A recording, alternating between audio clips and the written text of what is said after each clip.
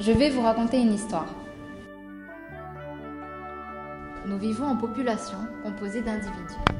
Les individus sont composés de tissus, eux-mêmes composés de cellules, qui sont les unités fondamentales du vivant.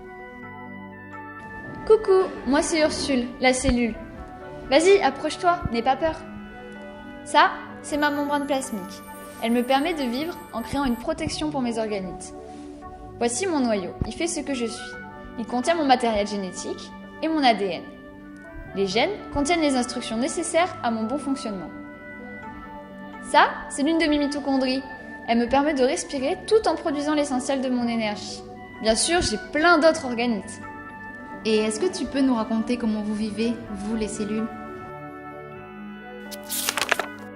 La naissance des cellules, on appelle ça la division cellulaire ou mitose.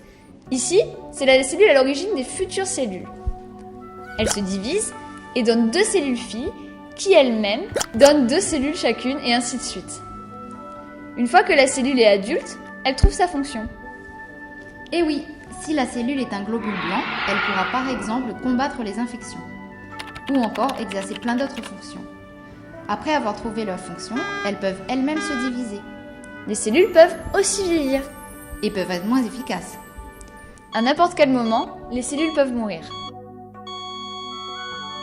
Il existe différents mécanismes de mort cellulaire. Quand les cellules meurent par mort violente, on appelle cela la nécrose.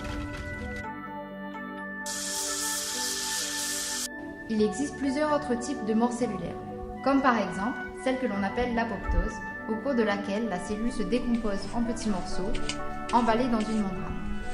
Ces petits paquets seront nettoyés par les cellules voisines ou les macrophages. C'est une mort programmée, inscrite dans les gènes. L'autodestruction des cellules par apoptose permet aux vivants de sculpter les formes. Regardez cette main au début du développement du fœtus. Elle ressemble à une patte de canard. On voit que les doigts sont tous reliés par des cellules. Pour fabriquer une main humaine, les cellules présentes entre les doigts vont s'autodétruire. C'est le programme d'apoptose qui sculpte la forme de nos mains. Waouh, donc sans la mort cellulaire programmée, notre main n'aurait pas cette forme ? Exactement. La mort cellulaire va donner les membres et les organes. Sais-tu comment fonctionne la mort cellulaire par apoptose, Ursule ? Pas vraiment. Je vais te montrer. Lorsque le programme d'autodestruction cellulaire s'enclenche, alors une sorte de missile tueur est envoyé à la mitochondrie. Lorsque la mitochondrie est perforée, une sorte de poison sort. C'est ce qui va tuer la cellule.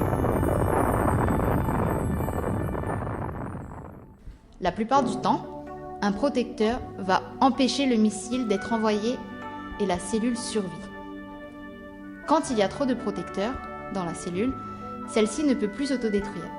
Elle continue à se diviser, donnant des cellules qui ne peuvent pas mourir. C'est ce que l'on retrouve dans le cancer.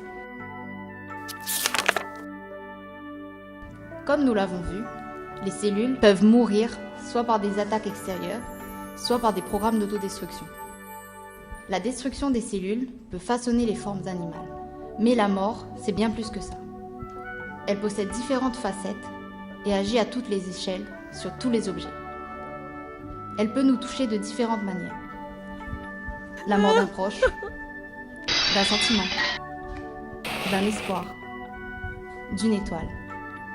Les feuilles mourant créent un terrain propice à la vie.